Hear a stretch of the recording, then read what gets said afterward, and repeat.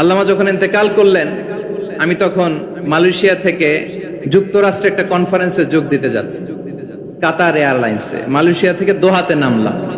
দোহায় যখন আমার ট্রানজিট, তখন শুনতে পেলাম যে আল্লামা বিদায় নিয়েছেন।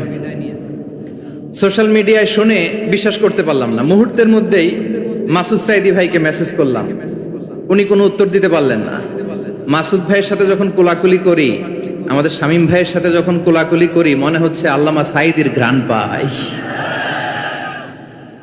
শরীরটা লিটারালি কাঁপছিল, নিজেকে মানাতে পারছিলাম না, বিশ্বাস করতে পারছিলাম যে আসলে আল্লামা বিদায় নিয়েছেন।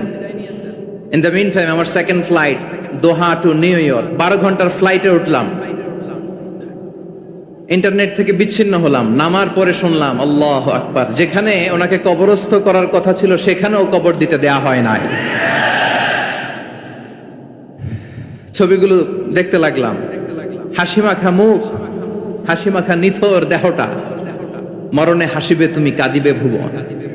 From east to west, from north to south, the entire globe, গোটা বিশ্ব ওনার জন্য কেঁদেছে, গোটা বিশ্ব কেঁদেছে। কাবার গিলাফ ধরে ধরে মানুষ চিৎকার করেছে। এর চেয়ে শ্রেষ্ঠ মৃত্যুকার হতে পারে? আমাদের আল্লামার আর কি পাওয়ার ছিল বলেন?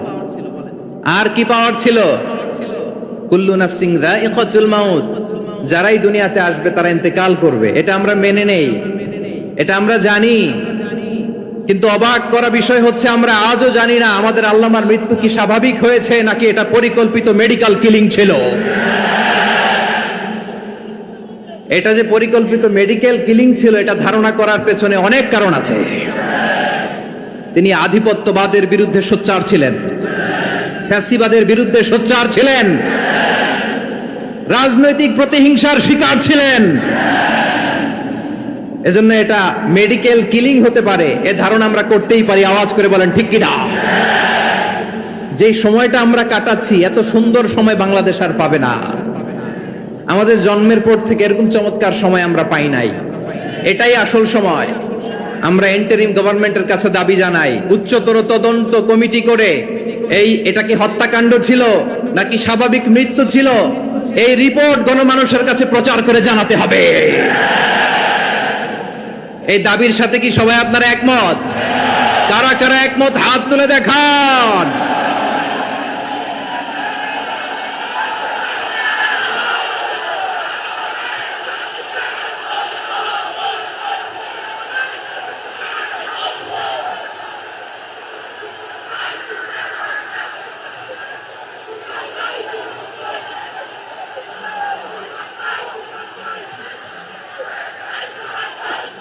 আমার প্রিয় ভাইয়েরা, প্রিয় চট্টলাবাসী, আল্লাহ তাআলা তার এই মুখলেস গোলামকে তার জান্নাতুল ফেরদাউসের মেহমান হিসেবে কবুল করুক, তার জীবনের সকল খেদমাগুলোকে কবুল করুক, জান্নাতুল ফেরদাউসের আলা মাকামে তাকে মেহমান হিসেবে কবুল করুক।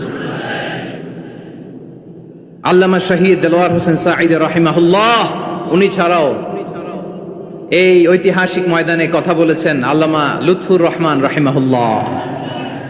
চলে গিয়েছেন আমাদেরকে ছেড়ে। তিনি বলতেন, ইনশাআল্লাহ মিজান আবার আসবে। হুজুর আমি তো আসলাম, আপনি তো আমাদেরকে ছেড়ে চলে গেলেন। আল্লাহু আকবার, আল্লাহু আকবার, আল্লাহু আকবার।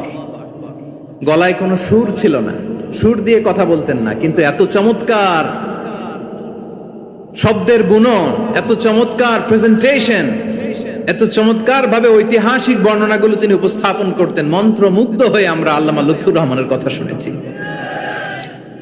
আমরা হযরতুল আল্লাম লুৎফুর রহমান রাহিমাহুল্লাহর জন্য এই বিশাল ময়দান থেকে দোয়া করছি, আল্লাহ তাআলা তুমি তোমার এই খাদেমকে জান্নাতের মেহমান হিসেবে কবুল করে নাও। আরো অনেক আল্লামারা এখানে কথা বলেছেন, বিশেষ করে বাইতুল শরফের মরহুম পীর সাহেব হুজুর থেকে শুরু করে আরো যারা যারা তারকাতুল্য ওলামায়ে কেরাম এই চট্টগ্রামের ময়দানে কথা বলেছেন, আলো ছড়িয়েছেন। আমরা এই লক্ষ লক্ষ তাওহীদি জনতাকে নিয়ে তাদের জন্য দোয়া করছি, আল্লাহ তাআলা ওনাদের জীবনের সকল ভুল ত্রুটি ক্ষমা করে দিয়ে তাদেরকে জান্নাতুল ফেরদাউসের মেহমান বানিয়ে নিক। আমরা এই ঐতিহাসিক প্যারেড ময়দানের প্রোগ্রাম থেকে স্মরণ করতে চাই 24-এর ছাত্র নাগরিক অভ্যুত্থানে আমার যে সমস্ত ছাত্র নাগরিক ভাইয়েরা দেহের তাজা রক্ত বিলি দিয়ে নতুন বাংলাদেশ আমাদেরকে উপহার দিয়েছে। বিশেষ করে আপনাদের এই চট্টগ্রামের শহীদ ফাইসাল, শহীদ ওয়াসিম সহ সকল শহীদকে আল্লাহ তাআলা কবুল করুক। আমরা সবাই পড়ি আমিন।